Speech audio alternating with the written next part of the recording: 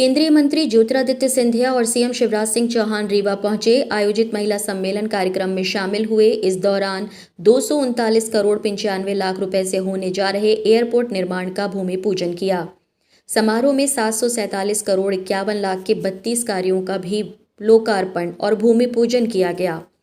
कार्यक्रम में विधानसभा अध्यक्ष गिरीश गौतम, जिले के प्रभारी मंत्री बिसाहुलाल सिंह, सांसद जनार्दन मिश्र, पूर्व मंत्री व रीवा विधायक राजेंद्र शुक्ल सहित जिले के विधायक व पार्टी पदाधिकारी शामिल हुए।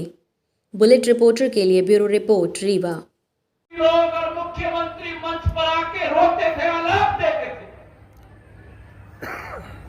अगर जनसेवक को पद दिया है तो वो पद रोने के लिए नहीं, आलाप देने के लिए नहीं है। वो पद आम इंसान की जिंदगी में नई रोशनी लाने का जिम्मेदारी के आधार पर दिया गया है। और वो भारतीय जनता पार्टी अच्छी तरह से समझती है, क्योंकि हमारे संस्थापकों ने, दीनदयाल उपाध्याय जी ने, श्यामा प्रकाश प्रसाद मुखर्जी जी ने लक्ष्य बनाया था। हमारा लक्ष्य अंत्योदय है। आखिरी व्यक्ति, आखिरी इंसान, आखिरी गरीब को जब तक हम सशक्त नहीं बनाएंगे तब तक भारतीय जनता पार्टी दिन रात कार्य करेगी। और जब परिवर्तन की मैंने बात की तो परिवर्तन के साथ परिवहन भी जुड़ जाता है। और जब परिवर्तन के साथ परिवहन जुड़ जाता है तो ये तो समय की मांग और समय की पुकार नहीं, हमारा दायित्व और धर्म बनता है कि जिस रीवांचल ने इस मध्य प्रदेश के इतिहास को बुलंद किया है, उस रीवांचल में हवाई अड्डा स्थापित करना हमारा धर्म बनता है।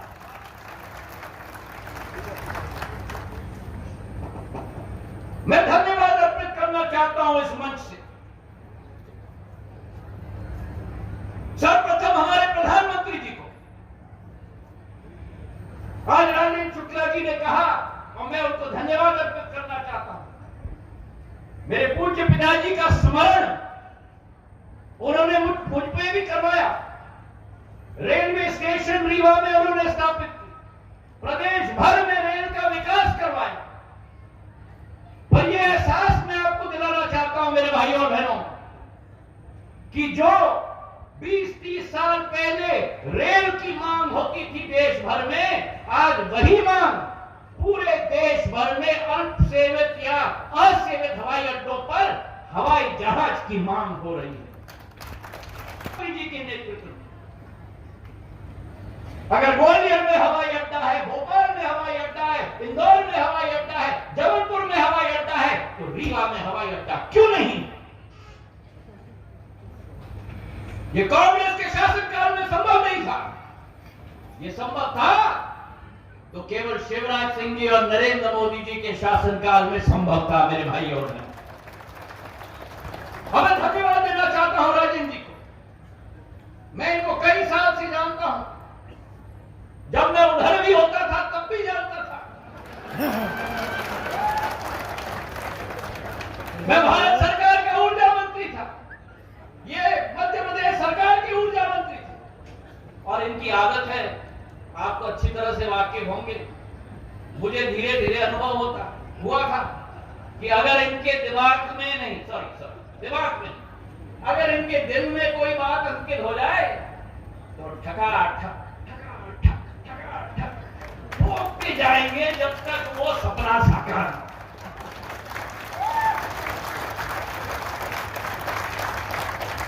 एक तरफ मध्य प्रदेश से राजेंद्र शुक्ला जी मेरे पीछे, एक तरफ शिवराज सिंह जी हर महीने रीवा के एयरपोर्ट के बारे में मेरे मंत्रालय में प्रश्न फोन कॉल पर मुझसे पूछते थे। दूसरे तरफ जनार्दन मिश्र जी लोकसभा में जब भी मिलते थे, रीवा की एयरपोर्ट, मैंने कहा आप चिंता मत करो, रीवा की एयरपोर्ट की आप लोगों की जिम्मेदारी नहीं, रीवा की एयरपोर्ट की मेरी जिम्मेदारी है। मैं पूर्ण रूप से साकार करके आप लोगों को दूंगा। मैं धन्यवाद अर्पित करना चाहता हूं हमारे मुख्यमंत्री। यह आसान बात नहीं है। तो याद करो, सड़कें 2003 तक की गड्ढों में सड़क है कि सड़क में गड्ढा गड्ढा है कि गड्ढम गड्ढा है। दिग्गी राजा का राजा कर लो, गाड़ी खाए हिचकोले, हल्ला पसरा सारे डोले, याद आ गए शंकर भोले। यह हालत नहीं समझ। बिल को अगर इलेक्ट्रिसिटी बिजली की कनेक्टिविटी भी दी तो भारतीय जनता पार्टी की सरकार ने दी, और गर्व के साथ कहता हूं रीवा के पास 750 मेगावाट का सबसे बड़ा सोलर पावर प्लांट बनाया तो बीजेपी की सरकार ने बनाया। और पानी की वाटर कनेक्टिविटी अगर वो भी दिए तो बीजेपी की सरकार थी। ज्योतिरादित्य जी, कांग्रेस के लोग जब चुनाव आता था तब पत्थर गाड़ते थे, बाण सागर का शिलान्यास, लेकिन बाण सागर कभी पूरा नहीं किया। बाण सागर पूरा किया तो भारतीय जनता पार्टी की सरकार ने, हमने पूरा किया। गुलाब सागर पूरा किया तो हमने पूरा किया। और किसान भाइयों, चारों तरफ आज सिंचाई की योजनाओं पर काम चल रहे। आज मैं इस डाइस से गर्व के साथ आपसे कहना चाहता हूं, उत्पादन में हमारा बिंद पंजाब और हरियाणा को पीछे छोड़ देगा। अब हम कोई कसर नहीं छोड़ेगा। नर्मदा जी का पानी लाने के लिए स्लीमनाबाद में टनल बन रही है, धरती के अंदर से पानी लेके आ रहे हैं, धरती के अंदर टनल बना के। और एक बार जरा रीवा से सीधी जाने वाली टनल भी देख लेना रीवा वाले। लगता नहीं है कि हम मध्य प्रदेश में हैं। ये शानदार कनेक्टिविटी बीजेपी ने दी। स्वर्गीय माधवराव सिंधिया जी को प्रणाम करते हुए रेल कनेक्टिविटी की जब शुरुआत हुई थी, अब ललितपुर सिंगरौली पे तेजी से काम चल रहा है। रेल कनेक्टिविटी, एयर कनेक्टिविटी, और जैसा सिंधिया जी कह रहे थे, आप सोच रहे होंगे हमें क्या फायदा, अरे हवाई चप्पल पहनने वाला भी हवाई जहाज में बैठेगा। और बुजुर्गों, मामा तो तुम्हें तीर्थ यात्रा करवाने हवाई जहाज से ले जाएगा। आज मेरी बहनें इतनी बड़ी संख्या में बैठी है। मेरी बहनों, आज तुम्हारा भाई तुमसे बात करते हुए अभिभूत है।